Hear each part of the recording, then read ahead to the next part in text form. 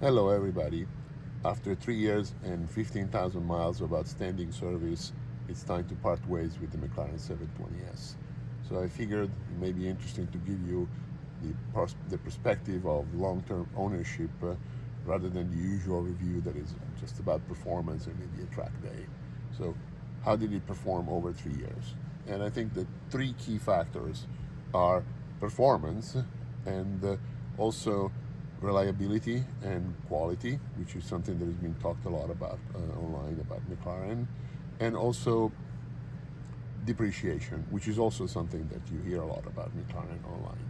So, performance is outstanding. This car is incredibly fast, and you will never get tired of it.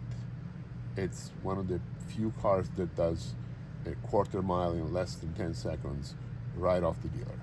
So it's that fast. And it's not even built for drag racing. This is a car that really turns.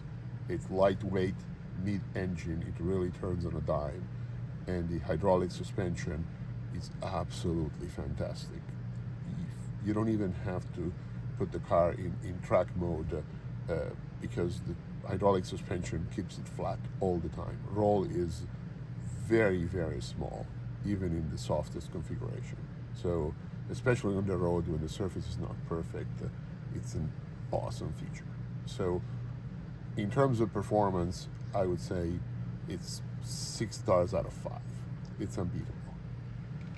Now, let's talk about quality and reliability. This is my second McLaren.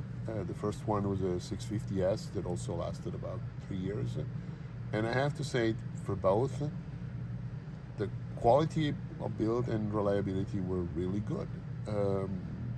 This is true for both cars. The experience is about the same.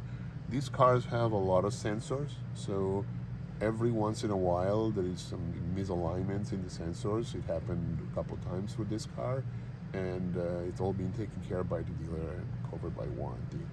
And that's all, nothing else. So I'm not saying that all the other reviewers are making things up, but this is not my experience with both McLarens.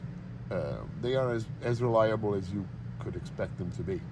These are, low-numbered production cars, so you have to expect some small imperfections. And I think the results with both my McLarens were way above my expectations. A few sensor misalignments are absolutely nothing for what I think about what these cars should be. As far as I'm concerned, it's as reliable as a Honda Civic. And one word about service. It's once a year or 12,000 miles, whichever comes first. It's really hard to put 12,000 miles on a car like this in a year. And it's very convenient. You don't have to worry about oil change for 12,000 miles. I have other cars that every 4 or 5 months want to go back to the dealer for an oil change. The McLaren doesn't. So I think it's awesome, actually. And now we go to the last one. Last one is depreciation. So even then, I think this car has been really, really good. Over 3 years, it lost less than 30% value, which, being in a very expensive car, is a lot of money. In dollar value, it's a high dollar figure. But 30%, again, it's as good, if not better, than any other car. So even here, all the people that are saying that McLarens depreciate like crazy, I will have to disagree with that. I think that they're actually quite good, if not above average. Once again, it's very sensational to say, oh, it lost this much money, and you're like, wow, I could buy a luxury car or two with that. But when you frame it as 30%, actually a little less than 30%, it's excellent. Nobody in their right mind should get one of these cars as an investment. These are depreciating assets, and 30% over 3 years is fantastic. And that's actually quite true for my previous McLaren as well. That was maybe 2 or 3 percentage point higher, but again, in the ballpark.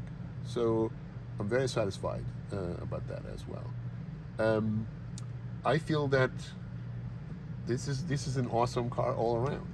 I have to give you a negative, otherwise you'll think that I cannot find any fault in McLaren. I wish this car had CarPlay. I think CarPlay is an awesome feature, and it's pretty much built into every car they make today. Get rental cars that have CarPlay. Actually, most rental cars have CarPlay. And there is no way to get CarPlay for this car. So McLaren, you can still improve. Get CarPlay in the car. For everything else, just awesome. So we'll see what McLaren does next. There are rumors that there is a replacement for the 720S coming in a year or so. We'll see what to do then.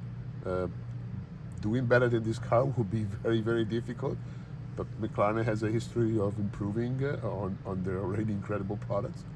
We'll find out. And that's all from me. Thank you for watching. See you next time.